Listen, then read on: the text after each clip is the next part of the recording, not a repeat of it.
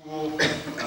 We have tremendous great partners in this community, and it's a benefit to all of us because we know that caring for veterans is really a team sport. It's all of us working together. We can't do it alone from the federal government and from Washington, D.C.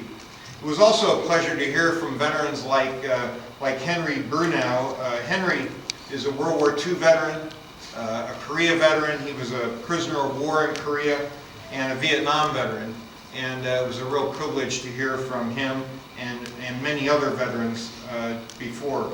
These veterans are our customers, and in order to improve, we need to listen to our veterans, both men and women who have served our nation, and we need to improve our ability to care for these veterans over time. It's been a privilege for me to be here. This is about my over 220th trip within the United States to listen to veterans. I learn from every single experience. I've learned a lot this morning, and believe me, this will be inculcated into our strategies for transformation and improvement. As I speak with veterans in settings like this, as I travel around the country, one thing we talk about a lot is access to care, because that's the way many veterans measure our service. On a national basis, we've had 7 million more completed appointments in the last year than in the previous year. 4.5 million of those have been in the community or outside the VA. 2.5 million have been within the VA. Nationally, our wait times are about 4 days for primary care, 5 days for specialty care, and 3 days for mental health care. But we know, even though we've made progress, we still have a lot to do. And that's pointed out by the comments that we've heard from veterans this morning. We're completing more appointments. The Texas VA, the VA Texas Valley Coastal Bend Healthcare System completed almost 35,000 more outpatient visits than 2 years ago. That's a 9% increase. Again, we have more work to do. Robert and his team have done that by expanding capacity and focusing on staffing, space, and productivity. We have to work all three of those things simultaneously. Here in Texas and throughout the nation, VA is hiring. So if you know any medical professionals who would be interested in answering the higher calling of the VA, please let me know and we will contact them. Through the Choice Act alone, and we thank the members of Congress for the Choice Act, we were able to add 50 positions, including doctors, nurses, nurse practitioners, and psychologists. And because of the Clay Hunt Act, we were able to add more medical professionals in the mental health field. These two acts also provided for more residencies. So our affiliations with medical schools, like the medical school we have here in Harlingen, are critically important because these residencies allow us to train the doctors who can then work in the VA system. We train about 70% of the doctors in this country. We continue to expand virtual care. In fact, 700,000 veterans across the country had a virtual appointment, completed appointment with the VA in the last year. We want to use all the tools we can to make sure that we provide the care that our veterans need. From October 2014 to July 2015, more than half of our patients in the Texas Valley Coastal Bend healthcare system have utilized some type of virtual care.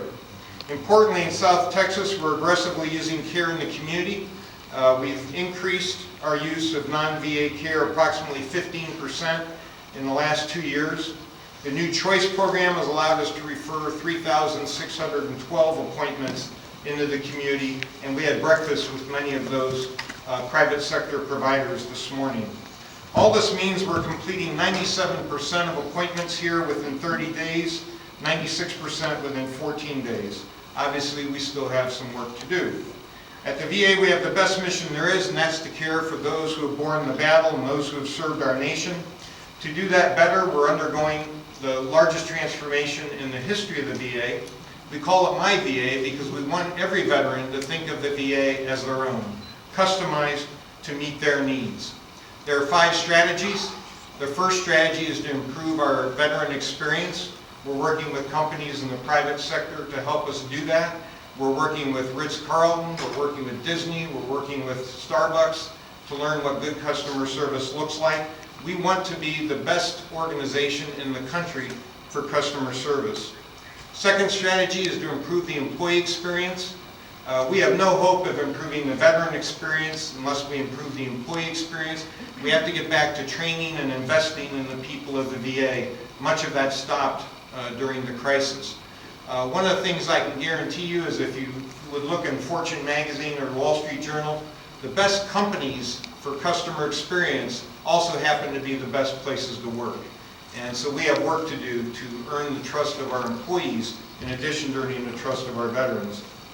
Number three is we have to improve our internal support services.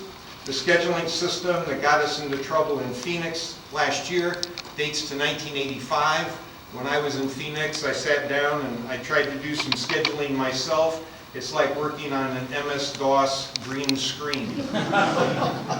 Worse than that is our financial management system, which caused us to stretch our budget last fiscal year until Congress bailed us out. Our financial management system is written in COBOL, which is a language I worked on at West Point on our Honeywell mainframe computer in 1973. We have trouble finding people today who can do work on that language, and that's how we're managing our finances. Fourth, we need to establish a culture of continuous improvement. We're teaching everyone how to use Lean Six Sigma technology. To do that, we want every one of our employees improving or changing the systems that they work with.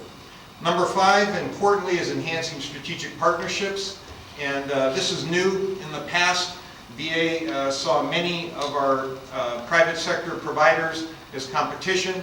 We don't do that anymore. We embrace everyone. This morning's breakfast of local providers was a great example of that. The opening of the medical school here at UT-RGV is a prime example of the kind of partnerships that we want. We want to do research with them. We want to have residencies with them. We want to do more and more. And I was so impressed with the simulation lab and the smart hospital this morning. We have a big simulation effort going on in the VA, and we'd love to partner with them on that. I also want to mention the Department of Defense, which is also a great partner. In Corpus Christi, for example, our VA healthcare system has an agreement with the Naval Base to expand capacity in optometry and audiology, which is very helpful. These types of arrangements, these strategic partnerships, can lead to better care for our veterans, and that's why they're so important to us.